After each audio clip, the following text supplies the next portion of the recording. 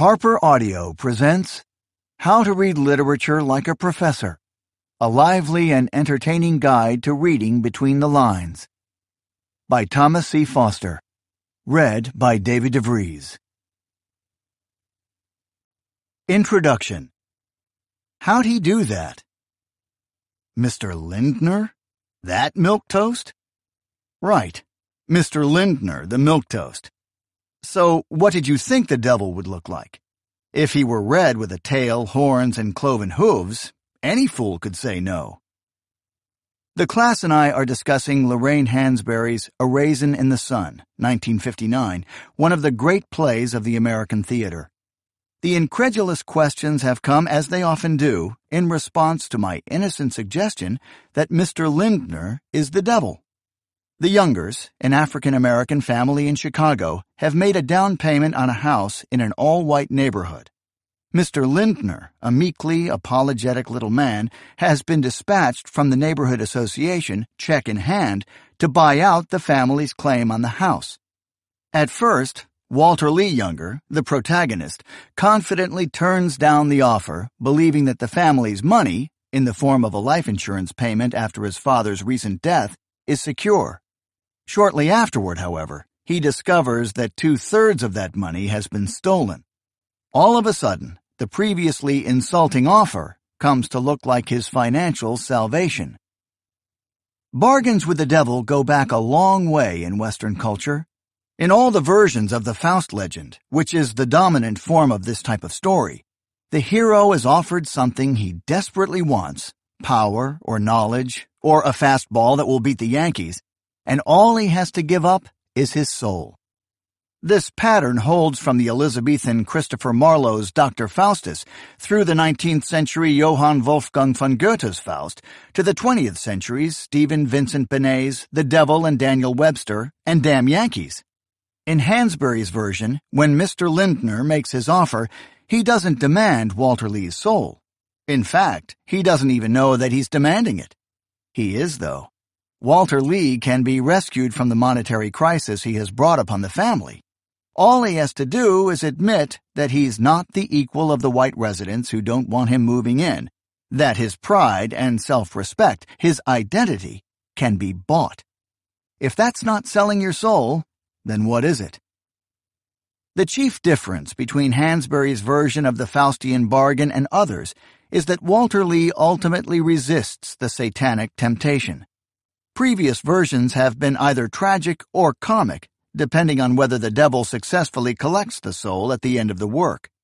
Here, the protagonist psychologically makes the deal, but then looks at himself and at the true cost, and recovers in time to reject the devil's, Mr. Lindner's, offer.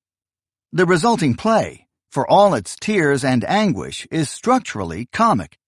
The tragic downfall threatened but avoided, and Walter Lee grows to heroic stature in wrestling with his own demons as well as the external one, Lindner, and coming through without falling.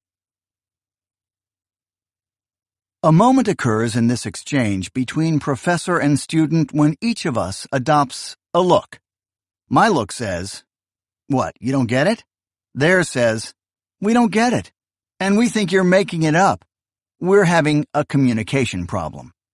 Basically, we've all read the same story, but we haven't used the same analytical apparatus. If you've ever spent time in a literature classroom as a student or a professor, you know this moment. It may seem at times as if the professor is either inventing interpretations out of thin air or else performing parlor tricks, a sort of analytical sleight of hand. Actually, neither of these is the case.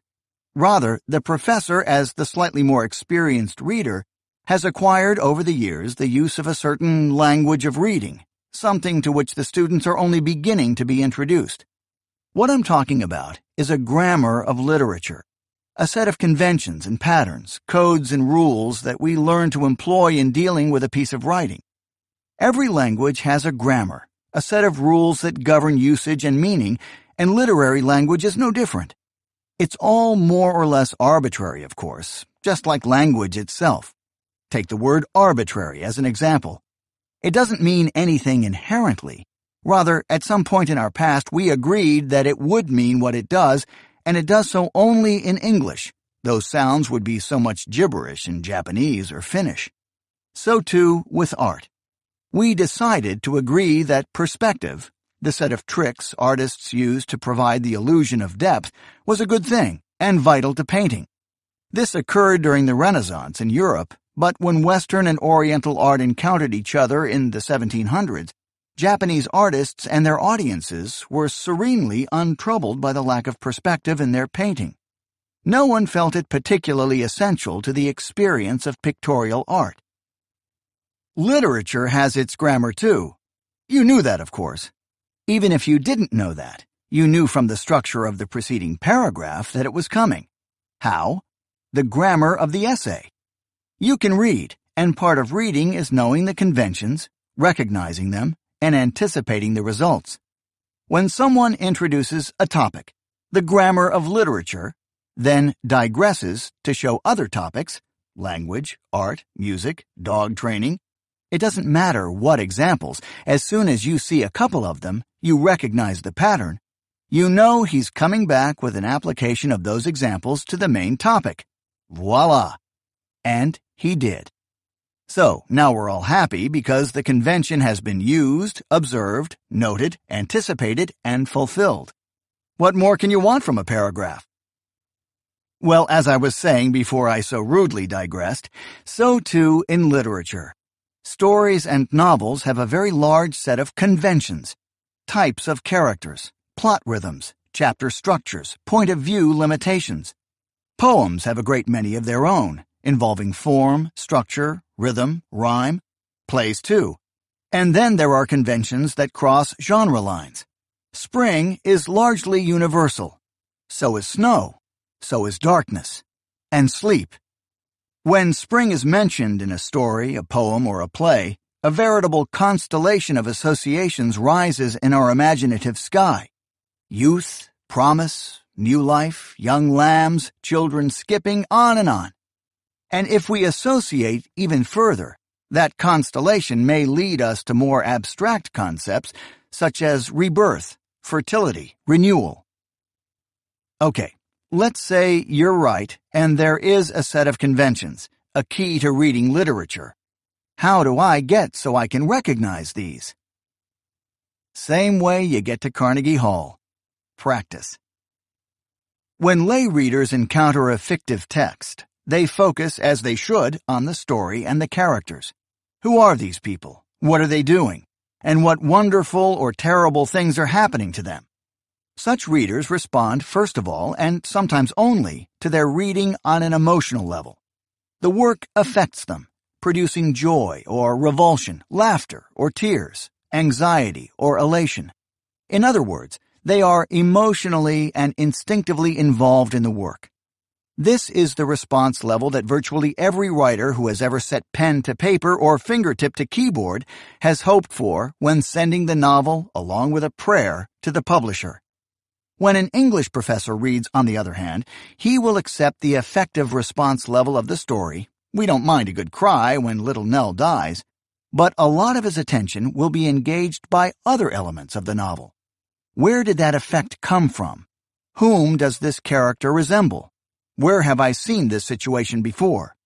Didn't Dante, or Chaucer, or Merle Haggard say that? If you learn to ask these questions, to see literary texts through these glasses, you will read and understand literature in a new light, and it'll become more rewarding and fun. Memory, symbol, pattern. These are the three items that, more than any other, separate the professorial reader from the rest of the crowd. English professors as a class are cursed with memory. Whenever I read a new work, I spin the mental Rolodex looking for correspondences and corollaries. Where have I seen his face? Don't I know that theme? I can't not do it, although there are plenty of times when that ability is not something I want to exercise. 30 minutes into Clint Eastwood's Pale Rider, 1985, for instance, I thought, okay, this is Shane, 1953. And from there, I didn't watch another frame of the movie without seeing Alan Ladd's face. This does not necessarily improve the experience of popular entertainment. Professors also read and think symbolically. Everything is a symbol of something, it seems, until proven otherwise. We ask, is this a metaphor? Is that an analogy? What does the thing over there signify?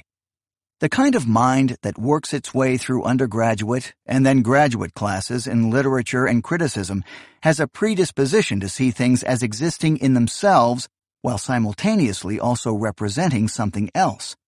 Grendel, the monster in the medieval epic Beowulf, 8th century AD, is an actual monster, but he can also symbolize A, the hostility of the universe to human existence, a hostility that medieval Anglo-Saxons would have felt acutely, and B, a darkness in human nature that only some higher aspect of ourselves, as symbolized by the title hero, can conquer. This predisposition to understand the world in symbolic terms is reinforced, of course, by years of training that encourages and rewards the symbolic imagination. A related phenomenon in professorial reading is pattern recognition. Most professional students of literature learn to take in the foreground detail while seeing the patterns that the detail reveals. Like the symbolic imagination, this is a function of being able to distance oneself from the story, to look beyond the purely affective level of plot, drama, characters. Experience has proven to them that life and books fall into similar patterns. Nor is this skill exclusive to English professors. Good mechanics, the kind who used to fix cars before computerized diagnostics, use pattern recognition to diagnose engine troubles. If this and this are happening, then check that. Literature is full of patterns, and your reading experience will be much more rewarding when you can step back from the work even while you're reading it and look for those patterns.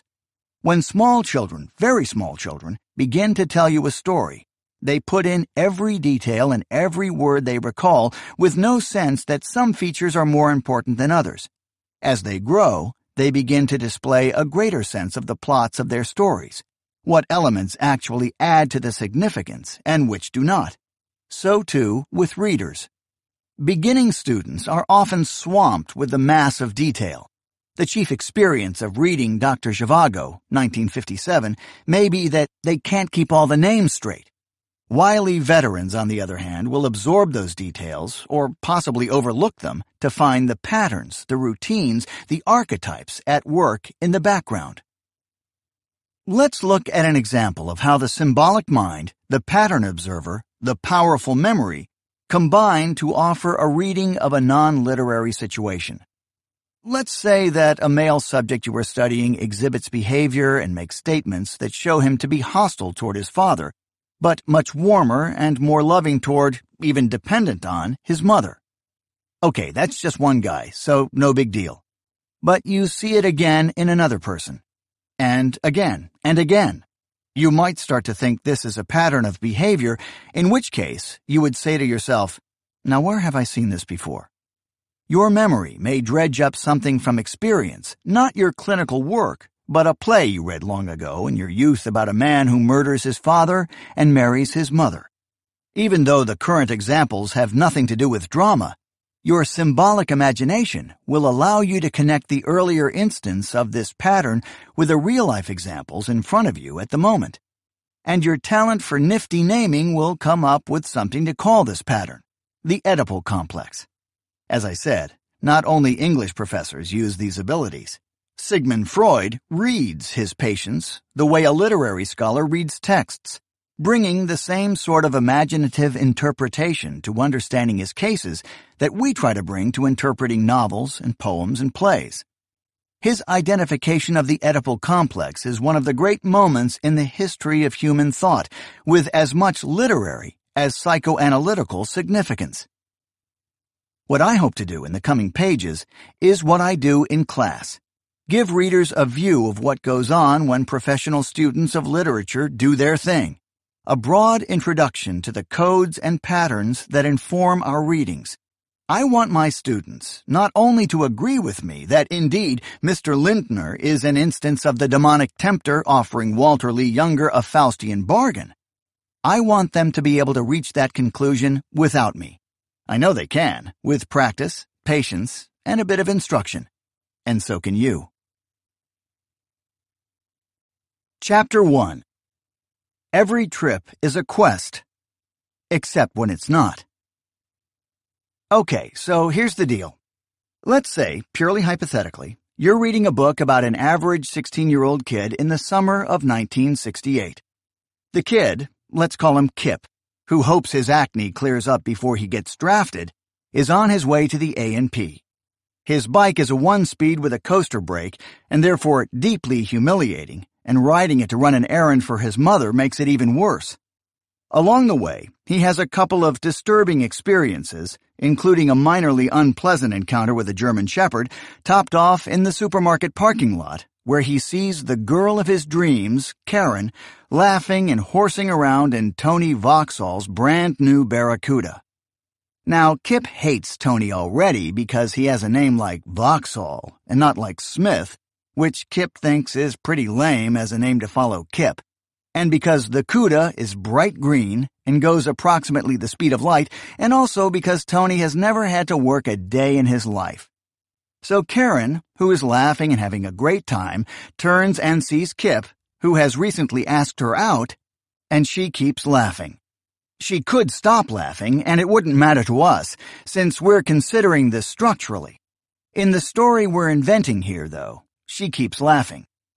Kip goes on into the store to buy the loaf of Wonder Bread that his mother told him to pick up, and as he reaches for the bread, he decides right then and there to lie about his age to the Marine recruiter even though it means going to Vietnam, because nothing will ever happen for him in this one-horse burg where the only thing that matters is how much money your old man has. Either that, or Kip has a vision of St. Abelard. Any saint will do, but our imaginary author picked a comparatively obscure one, whose face appears on one of the red, yellow, or blue balloons. For our purposes, the nature of the decision doesn't matter any more than whether Karen keeps laughing or which color balloon manifests the saint. What just happened here? If you were an English professor, and not even a particularly weird English professor, you'd know that you just watched a knight have a not very suitable encounter with his nemesis. In other words, a quest just happened. But it just looked like a trip to the store for some white bread. True, but consider the quest. Of what does it consist? A knight, a dangerous road, a holy grail, whatever one of those may be, at least one dragon, one evil knight, one princess. Sound about right? That's a list I can live with. A knight, named Kip, a dangerous road, nasty German shepherds, a holy grail, one form of which is a loaf of Wonder Bread, at least one dragon, trust me, a 68 Cuda could definitely breathe fire, one evil knight, Tony, one princess, who can either keep laughing or stop. Seems like a bit of a stretch. On the surface, sure, but let's think structurally. The quest consists of 5 things. A quester, B, a place to go, C, a stated reason to go there, D, challenges and trials en route, and E, a real reason to go there. Item A is easy. A quester is just a person who goes on a quest, whether or not he knows it's a quest. In fact, usually he doesn't know. Items B and C should be considered together. Someone tells our protagonist, our hero, who need not look very heroic, to go somewhere and do something. Go in search of the Holy Grail.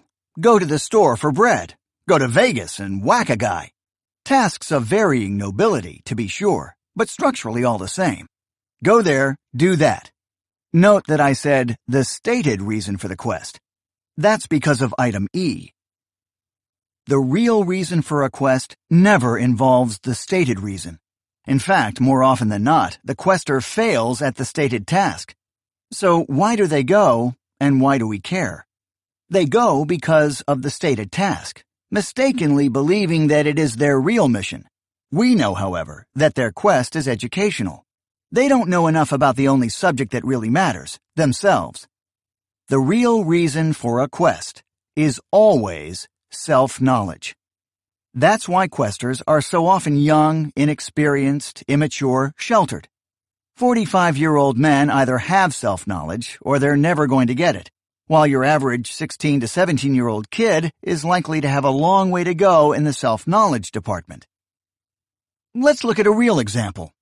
When I teach the late 20th century novel, I always begin with the greatest quest novel of the last century, Thomas Pynchon's Crying of Lot 49, 1965.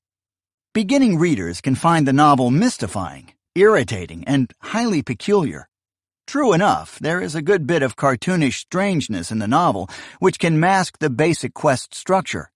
On the other hand, Sir Gawain and the Green Knight, late 14th century, and Edmund Spenser's Faerie Queene, 1596, two of the great quest narratives from early English literature, also have what modern readers must consider cartoonish elements. It's really only a matter of whether we're talking Classics Illustrated or Zap Comics. So, here's the setup in The Crying of Lot 49. 1. Our quester, a young woman, not very happy in her marriage or her life, not too old to learn, not too assertive where men are concerned. 2. A place to go. In order to carry out her duties, she must drive to Southern California from her home near San Francisco. Eventually, she will travel back and forth between the two and between her past, a husband with a disintegrating personality and a fondness for LSD, an insane ex-Nazi psychotherapist, and her future, highly unclear. 3. A stated reason to go there. She has been made executor of the will of her former lover, a fabulously wealthy and eccentric businessman and stamp collector. 4. Challenges and trials. Our heroine meets lots of really strange, scary, and occasionally truly dangerous people. She goes on a night-long excursion through the world of the outcasts and the dispossessed of San Francisco, enters her therapist's office to talk him out of his psychotic shooting rampage, the dangerous enclosure known in the study of traditional quest romances as Chapel Perilous, involves herself in what may be a centuries-old postal conspiracy. 5. The real reason to go. Did I mention that her name is Oedipa? Oedipa Maas, actually.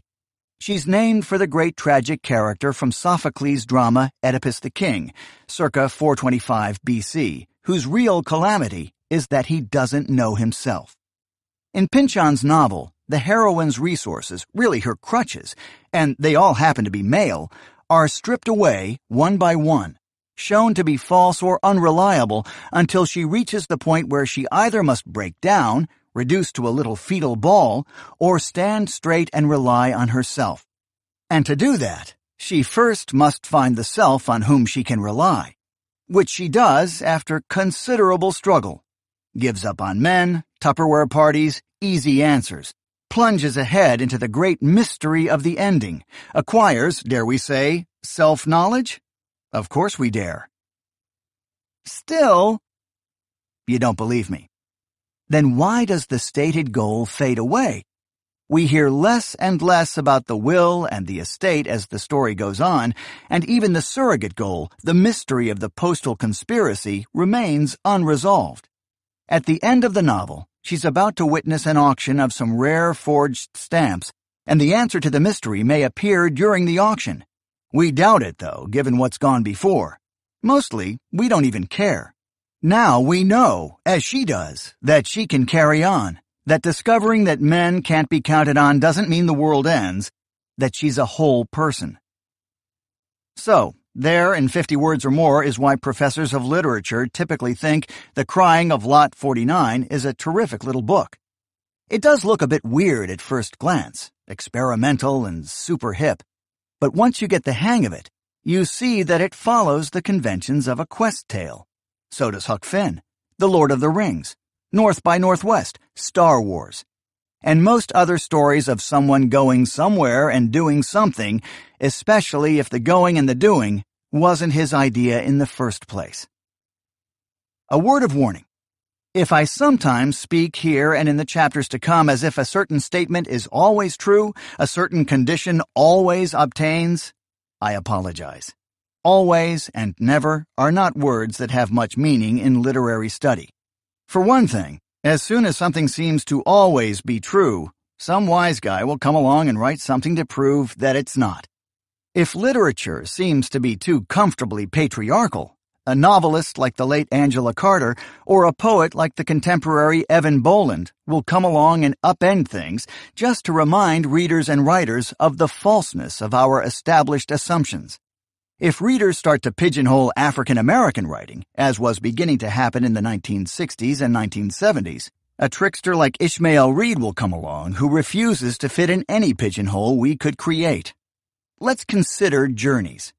Sometimes the quest fails or is not taken up by the protagonist. Moreover, is every trip really a quest? It depends.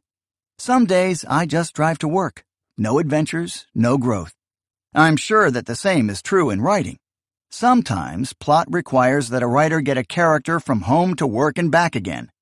That said, when a character hits the road, we should start to pay attention, just to see if, something's going on there. Once you figure out quests, the rest is easy. Chapter 2. Nice to eat with you.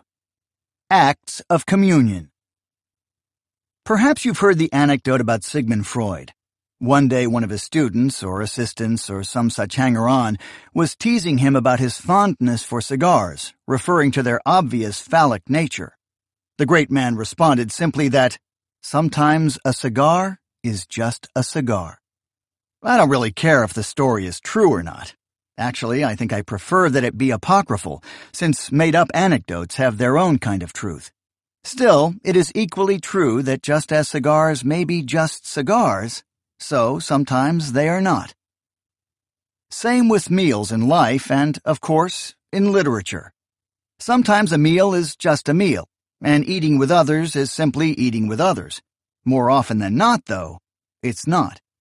Once or twice a semester at least, I will stop discussion of the story or play under consideration to intone, and I invariably intone in bold, whenever people eat or drink together, it's communion. For some reasons, this is often met with a slightly scandalized look, communion having for many readers one and only one meaning. While that meaning is very important, it is not the only one. Nor for that matter does Christianity have a lock on the practice. Nearly every religion has some liturgical or social ritual involving the coming together of the faithful to share sustenance. So I have to explain that just as intercourse has meanings other than sexual, or at least did at one time, so not all communions are holy. In fact, literary versions of communion can interpret the word in quite a variety of ways. Here's the thing to remember about communions of all kinds. In the real world, breaking bread together is an act of sharing and peace, since if you're breaking bread, you're not breaking heads. One generally invites one's friends to dinner, unless one is trying to get on the good side of enemies or employers. We're quite particular about those with whom we break bread. We may not, for instance, accept a dinner invitation from someone we don't care for. The act of taking food into our bodies is so personal that we really only want to do it with people we're very comfortable with. As with any convention, this one can be violated. A tribal leader or mafia don, say, may invite his enemies to lunch and then have them killed. In most areas, however, such behavior is considered very bad form. Generally, eating with another is a way of saying, I'm with you, I like you, we form a community together. And that is a form of communion. So too in literature. And in literature, there is another reason. Writing a meal scene is so difficult and so inherently uninteresting that there really needs to be some compelling reason to include one in the story. And that reason has to do with how characters are getting along, or not getting along. Come on, food is food. What can you say about fried chicken that you haven't already heard, said, seen, thought? And eating is eating, with some slight variations of table manners. To put characters then in this mundane, overused, fairly boring situation, something more has to be happening than simply beef, forks, and goblets. So what kind of communion? And what kind of result can it achieve? Any kind you can think of. Let's consider an example that will never be confused with religious communion, the eating scene in Henry Fielding's Tom Jones, 1749, which, as one of my students once remarked, sure doesn't look like church. Specifically, Tom and his lady friend, Mrs. Waters, dine at an inn, chomping, gnawing, sucking on bones, licking fingers, a more leering, slurping, groaning, and, in short, sexual meal has never been consumed. While it doesn't feel particularly important thematically, and moreover it's as far from traditional notions of communion as we can get, it nevertheless constitutes a shared experience. What else is the eating about in that scene except consuming the other's body? Think of it as a consuming desire, or two of them. And in the case of the movie version of Tom Jones starring Albert Finney, 1963, there's another reason. Tony Richardson, the director, couldn't openly show sex as, well, sex. There were still taboos in film in the early 60s. So what he does is show something else as sex. And it's probably dirtier than all but 2 or 3 sex scenes ever filmed. When those two finish swilling ale and slurping on drumsticks and sucking fingers and generally wallowing and moaning, the audience wants to lie back and smoke. But what is this expression of desire except a kind of communion? Very private, admittedly, and decidedly not holy. I want to be with you. You want to be with me. Let us share the experience. And that's the point. Communion doesn't need to be holy, or even decent. How about a slightly more sedate example? The late Raymond Carver wrote a story, Cathedral, 1981, about a guy with real hang-ups. Included among the many things the narrator is bigoted against are people with disabilities, minorities, those different from himself, and all parts of his wife's past in which he does not share. Now, the only reason to give a character a serious hang-up is to give him the chance to get over it. He may fail, but he gets the chance. It's the code of the West. When our unnamed narrator reveals to us from the first moment that a blind man, a friend of his wife's, is coming to visit, we're not surprised that he doesn't like the prospect at all. We know immediately that our man has to overcome disliking everyone who is different, and by the end he does, when he and the blind man sit together to draw a cathedral so the blind man can get a sense of what one looks like. To do that, they have to touch, hold hands even, and there's no way the narrator would have been able to do that at the start of the story. Carver's problem, then, is how to get from the nasty, prejudiced, narrow-minded person of the opening page to the point where he can actually have a blind man's hand on his own at the ending. The answer is food. Every coach I ever had would say when we faced a superior opposing team that they put on their pants one leg at a time just like everybody else. What those coaches could have said in all accuracy is that those supermen shovel in the pasta just like the rest of us. Or, in Carver's story, meatloaf. When the narrator watches the blind man eating, competent, busy, hungry, and, well, normal, he begins to gain a new respect for him.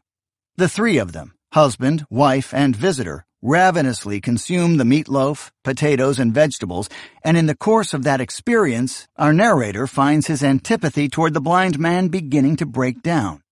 He discovers he has something in common with this stranger.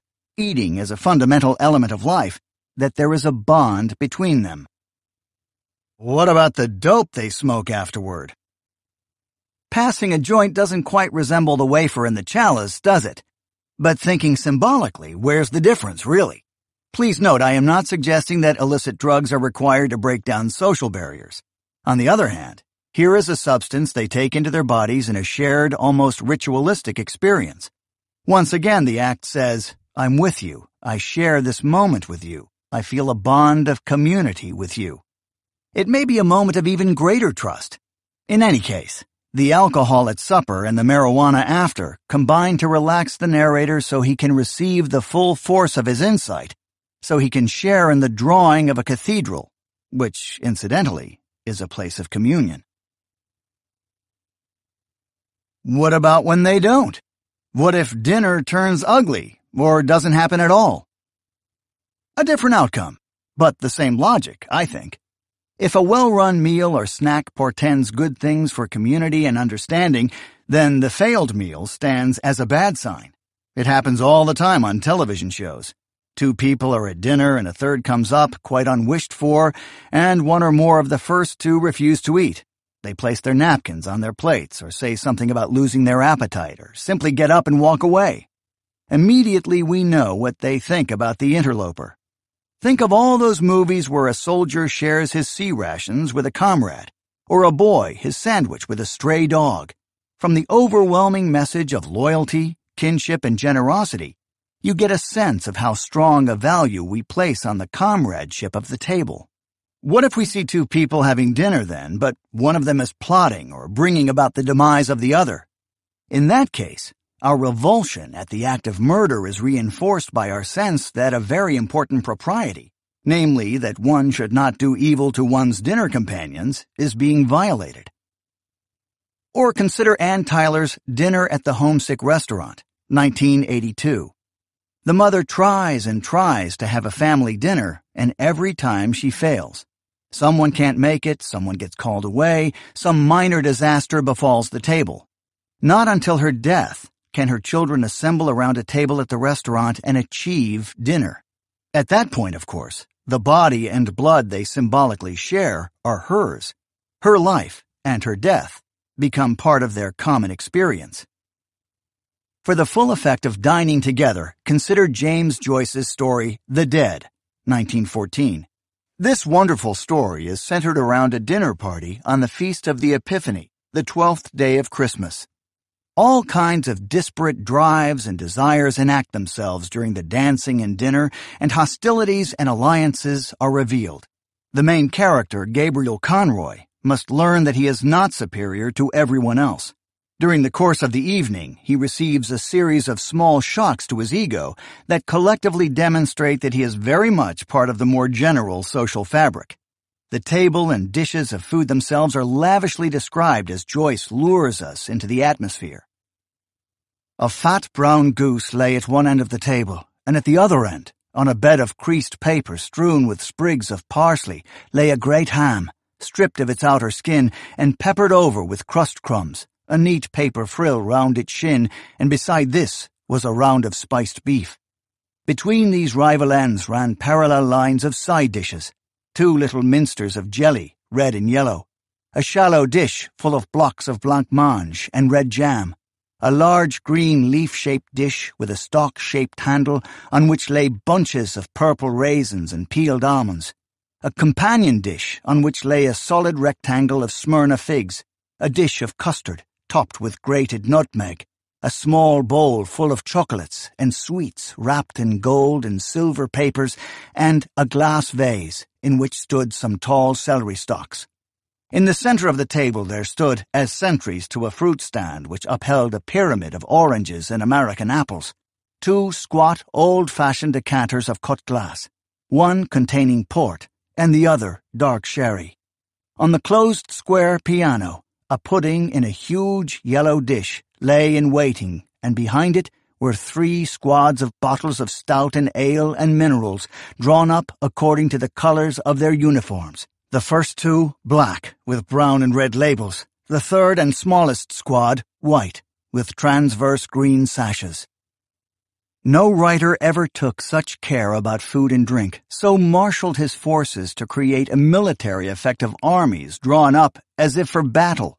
Ranks, files, rival ends, sentries, squads, sashes.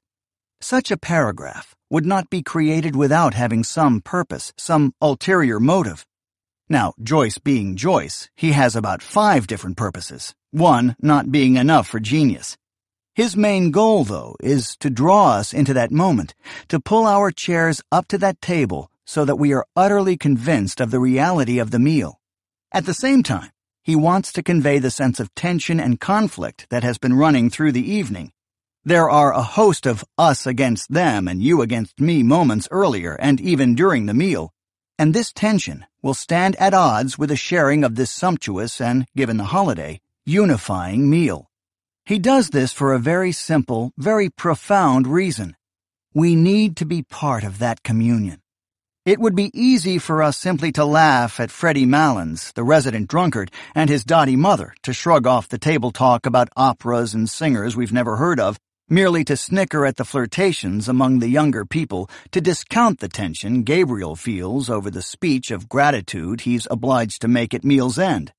But we can't maintain our distance, because the elaborate setting of this scene makes us feel as if we're seated at that table. So we notice, a little before Gabriel does, since he's lost in his own reality, that we're all in this together, that in fact, we share something. The thing we share is our death. Everyone in that room, from old and frail Aunt Julia to the youngest music student, will die. Not tonight, but someday. Once you recognize that fact, and we've been given a head start by the title, whereas Gabriel doesn't know his evening has a title, it's smooth sledding. Next to our mortality, which comes to great and small equally, all the differences in our lives are mere surface details. When the snow comes at the end of the story in a beautiful and moving passage, it covers equally all the living and the dead. Of course it does, we think. The snow is just like death. We're already prepared, having shared in the communion meal Joyce has laid out for us, a communion not of death, but of what comes before, of life.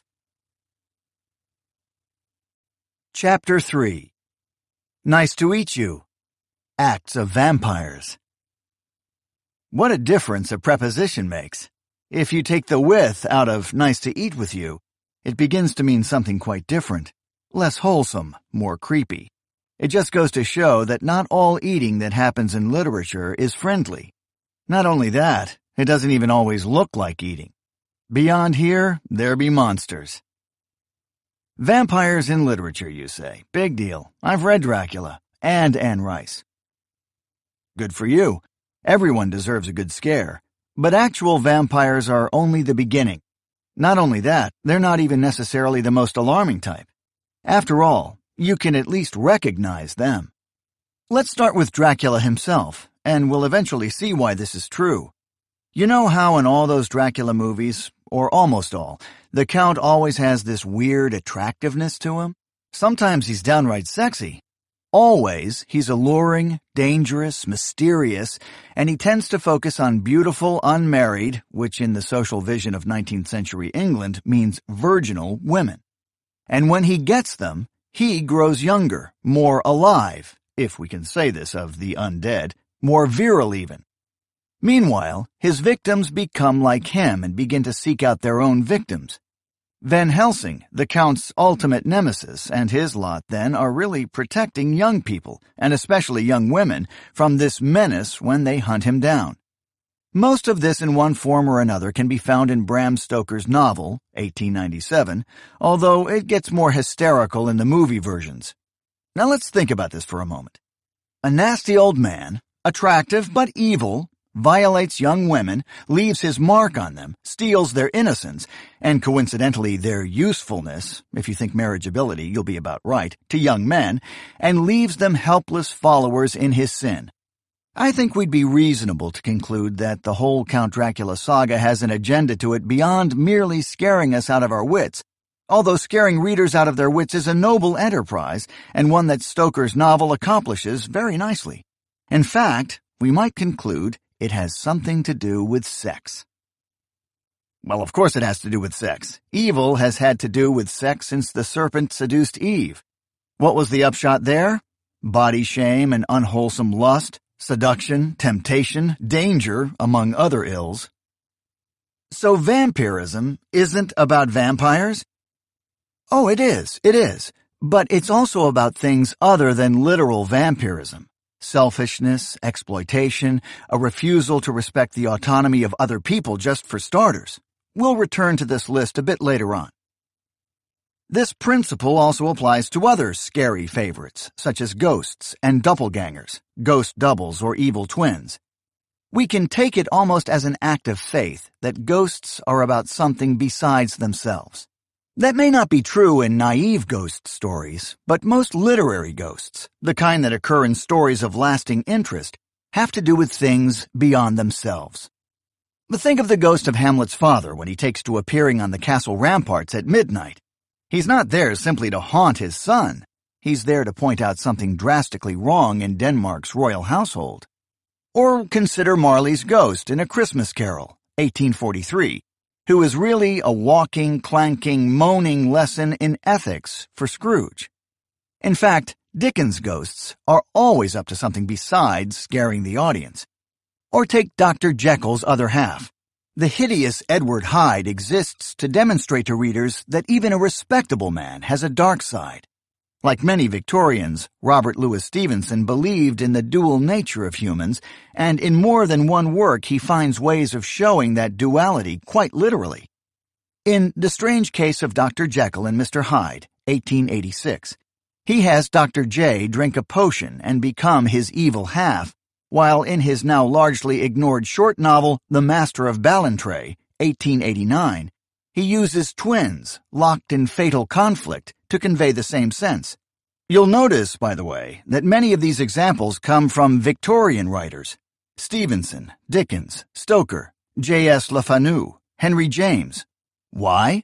Because there was so much the Victorians couldn't write about directly, chiefly sex and sexuality. They found ways of transforming those taboo subjects and issues into other forms. The Victorians were masters of sublimation. But even today, when there are no limits on subject matter or treatment, writers still use ghosts, vampires, werewolves, and all manner of scary things to symbolize various aspects of our more common reality. Try this for a dictum. Ghosts and vampires are never only about ghosts and vampires. Here's where it gets a little tricky, though. The ghosts and vampires don't always have to appear in visible forms. Sometimes the really scary bloodsuckers are entirely human. Let's look at another Victorian with experience in ghost and non-ghost genres, Henry James. James is known, of course, as a master, perhaps the master, of psychological realism. If you want massive novels with sentences as long and convoluted as the Missouri River, James is your man. At the same time, though, he has some shorter works that feature ghosts and demonic possession, and those are fun in their own way, as well as a good deal more accessible. His novella, The Turn of the Screw, 1898, is about a governess who tries, without success, to protect the two children in her care from a particularly nasty ghost who seeks to take possession of them. Either that, or it's about an insane governess who fantasizes that a ghost is taking over the children in her care, and in her delusion literally smothers them with protectiveness. Or just possibly it's about an insane governess who is dealing with a particularly nasty ghost who tries to take possession of her wards. Or possibly, well, let's just say that the plot calculus is tricky, and that much depends on the perspective of the reader. So we have a story in which a ghost features prominently, even if we're never sure whether he's really there or not, in which the psychological state of the governess matters greatly, and in which the life of a child, a little boy, is consumed. Between the two of them, the governess and the specter destroy him. One might say that the story is about fatherly neglect. The stand-in for the father simply abandons the children to the governess's care, and smothering maternal concern. Those two thematic elements are encoded into the plot of the novella. The particulars of the encoding are carried by the details of the ghost story. It just so happens that James has another famous story, Daisy Miller, 1878, in which there are no ghosts, no demonic possession, and nothing more mysterious than a midnight trip to the Colosseum in Rome. Daisy is a young American woman who does as she pleases, thus upsetting the rigid social customs of the European society she desperately wants to approve of her. Winterbourne, the man whose attention she desires, while both attracted to and repulsed by her, ultimately proves too fearful of the disapproval of his established expatriate American community to pursue her further. After numerous misadventures, Daisy dies, ostensibly by contracting malaria on her midnight jaunt. But you know what really kills her? Vampires. No, really, vampires. I know I told you there weren't any supernatural forces at work here, but you don't need fangs and a cape to be a vampire. The essentials of the vampire story, as we discussed earlier: an older figure representing corrupt, outworn values, a young, preferably virginal female, a stripping away of her youth, energy, virtue, a continuance of the life force of the old male, the death or destruction of the young woman. Okay, let's see now. Winterborn and Daisy carry associations of winter, death, cold, and spring, life, flowers, renewal, that ultimately come into conflict. We'll talk about seasonal implications in a later chapter, with winter's frost destroying the delicate young flower. He is considerably older than she, closely associated with the stifling Euro-Anglo-American society. She is fresh and innocent. And here is James' brilliance, so innocent as to appear to be a wanton. He and his aunt and her circle watch Daisy and disapprove, but because of a hunger to disapprove of someone, they never cut her loose entirely. They play with her, yearning to become one of them, taxing her energies until she begins to wane. Winterborn mixes voyeurism, vicarious thrills, and stiff-necked disapproval, all of which culminate when he finds her with a male friend at the Colosseum and chooses to ignore her. Daisy says of his behavior, "He cuts me dead." That should be clear enough for anyone. His and his clique's consuming of Daisy is complete. Having used up everything that is fresh and vital in her, he leaves her to waste away. Even then, she asks after him. But having destroyed and consumed her, he moves on, not sufficiently touched, it seems to me, by the pathetic spectacle he has caused. So how does all this tie in with vampires? Is James a believer in ghosts and spooks? Does Daisy Miller mean he thinks we're all vampires? Probably not. I believe what happens here, and in other stories and novels, The Sacred Font, 1901, comes to mind, is that he deems the figure of the consuming spirit or vampiric personality a useful narrative vehicle. We find this figure appearing in different guises, even under nearly opposite circumstances, from one story to another. On the one hand, in The Turn of the Screw, he uses the literal vampire or the possessing spook to examine a certain sort of psychosocial imbalance. These days, we'd give it a label, a dysfunctional something or other. But James probably only saw it as a problem in our approach to child-rearing, or a psychic neediness in young women whom society disregards and discards. On the other hand, in Daisy Miller, he employs the figure of the vampire as an emblem of the way society, polite, ostensibly normal society, battens on and consumes its victims. Nor is James the only one. The 19th century was filled with writers showing the thin line between the ordinary and the monstrous. Edgar Allan Poe, J.S. Le Fanu, whose ghost stories made him the Stephen King of his day. Thomas Hardy, whose poor heroine in Tess of the D'Urbervilles, 1891, provides table fare for the disparate hungers of the men in her life. Or virtually any novel of the naturalistic movement of the late 19th century, where the law of the jungle and survival of the fittest reign. Of course, the 20th century also provided plenty of instances of social vampirism and cannibalism. Franz Kafka, a latter-day Poe, uses the dynamic in stories like The Metamorphosis, 1915, and A Hunger Artist, 1924, where, in a nifty reversal of the traditional vampire narrative, crowds of onlookers watch as the artist's fasting consumes him. Gabriel Garcia Marquez's heroine Innocent Erendira, in the tale bearing her name, 1972, is exploited and put out to prostitution by her heartless grandmother. D.H. Lawrence gave us any number of short stories where characters devour and destroy one another in life and death contests of will.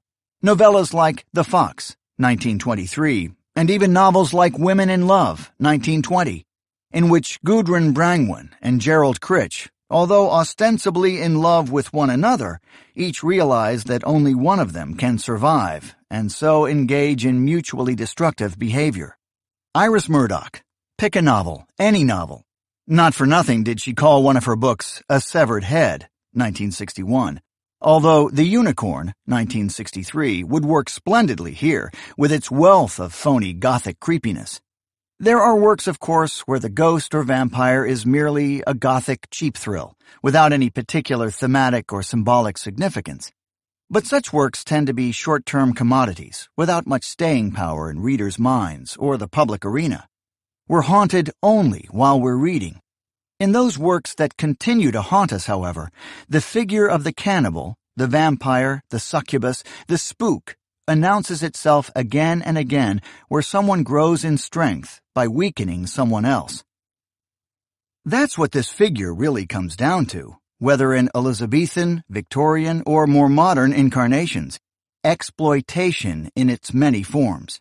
Using other people to get what we want, denying someone else's right to live in the face of our overwhelming demands, placing our desires, particularly our uglier ones, above the needs of another.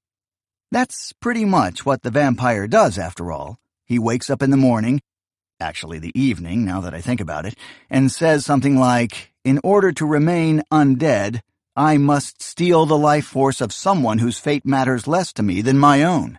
I've always supposed that Wall Street traders utter essentially the same sentence. My guess is that as long as people act toward their fellows in exploitative and selfish ways, the vampire will be with us. Chapter 4. If it's square, it's a sonnet. Every few class periods, I'll begin discussion by asking the class what form the poem under consideration employs. That first time, the correct answer will be sonnet. The next time it happens, sonnet. Care to guess about the third? Very astute. Basically, I figure the sonnet is the only poetic form the great majority of readers ever needs to know. First, most readers will go through life without ever doing any intensive study of poetry, while many poetic forms require in-depth analysis to be recognized. Moreover, there just aren't that many villanelles in the world for us to see them very often. The sonnet, on the other hand, is blessedly common, has been written in every era since the English Renaissance, and remains very popular with poets and readers today. Best of all, it has a look. Other forms require mnemonic assistance. It doesn't take any great sagacity to know that Ezra Pound's Sestina Altaforte, 1909, is actually a sestina, but I for one am very grateful that he labels it as to form. We would notice that something funny is going on, that in fact he uses the same 6 words to end the lines in every stanza, but who has a name for that?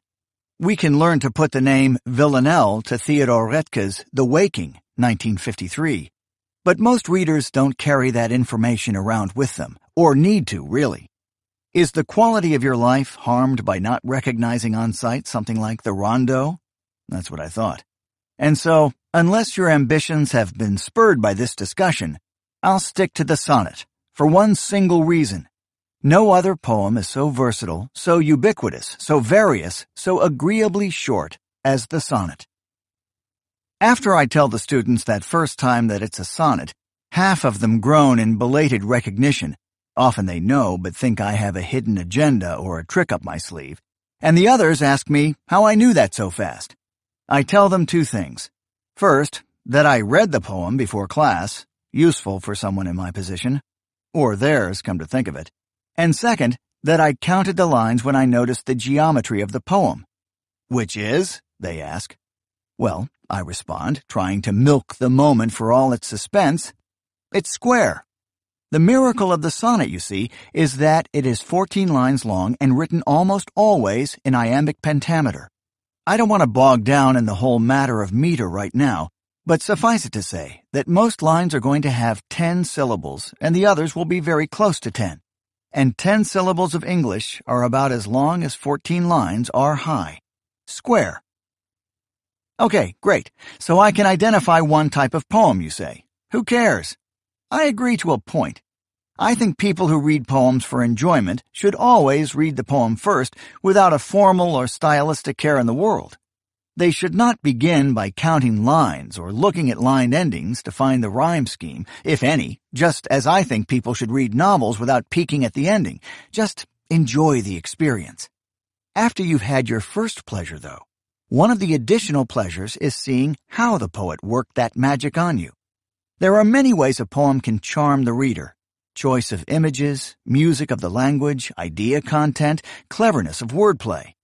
And at least some part of the answer, if that magic came in a sonnet, is form.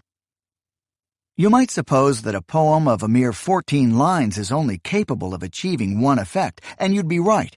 It can't have epic scope, it can't undertake subplots, it can't carry much narrative water. But you'd also be wrong. It can do two things. A sonnet, in fact, we might think of as having two units of meaning, closely related to be sure, but with a shift of some sort taking place between them. Those two content units correspond closely to the two parts into which the form typically breaks. The sonnet has been a big part of English poetry since the 1500s, and there are a few major types of sonnet and myriad variations. But most of them have two parts, one of 8 lines and one of 6 lines. A Petrarchan sonnet uses a rhyme scheme that ties the first 8 lines, the octave, together, followed by a rhyme scheme that unifies the last 6, the sestet.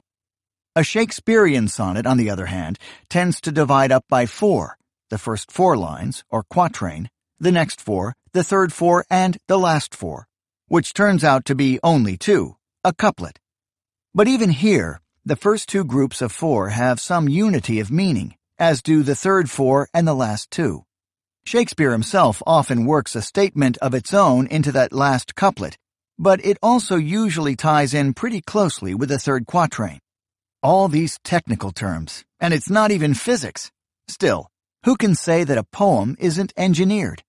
Sometimes, especially in the modern and postmodern period, those units slip and slide a little, and the octave doesn't quite contain its meaning, which may, for instance, carry over onto the 9th line, but still, the basic pattern is 8-6. To see how all this works, let's look at an example. Christina Rossetti was a significant minor British poet of the late 19th century, although not so well known as her older brother, Dante Gabriel Rossetti, a poet, painter, and leader in the artistic pre-Raphaelite movement. This is her poem, An Echo from Willow Wood, circa 1870. I suggest you read it out loud to get the full effect. Two gazed into a pool, he gazed and she, not hand in hand, yet heart in heart, I think, pale and reluctant on the water's brink, as on the brink of parting which must be, each eyed the other's aspect, she and he. Each felt one hungering heart leap up and sink, each tasted bitterness which both must drink, there on the brink of life's dividing sea. Lilies upon the surface, deep below, 2 wistful faces craving each for each, resolute and reluctant without speech. A sudden ripple made the faces flow, one moment joined to vanish out of reach. So those hearts joined, and were parted so. It's a terrific little poem in its own right, and a good poem for our purposes.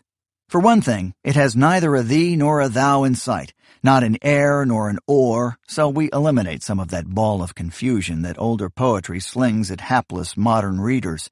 Moreover, I like Christina Rossetti, and I think more people should be able to fall in love with her. At first glance, the poem doesn't really look square. True, but it's close, and that's how the eye will initially perceive it. So the first question is, how many sentences? Note that I'm not asking for lines, of which there are of course 14, but for sentences. The answer is 2. What we're interested in here is the most basic unit of meaning in a poem. Lines and stanzas are necessities in poetry, but if the poem is any good, its basic unit of meaning is the sentence, just as in all other writing. That's why if you stop at the end of every line, a poem makes no sense. It's arranged in lines but written in sentences. Second question. Without counting, can you guess where the first period falls? Right. End of line 8. The octave is a single unit of meaning. What Rossetti does here is construct her sentences, which have to carry her meaning, so that they work within the form she has chosen.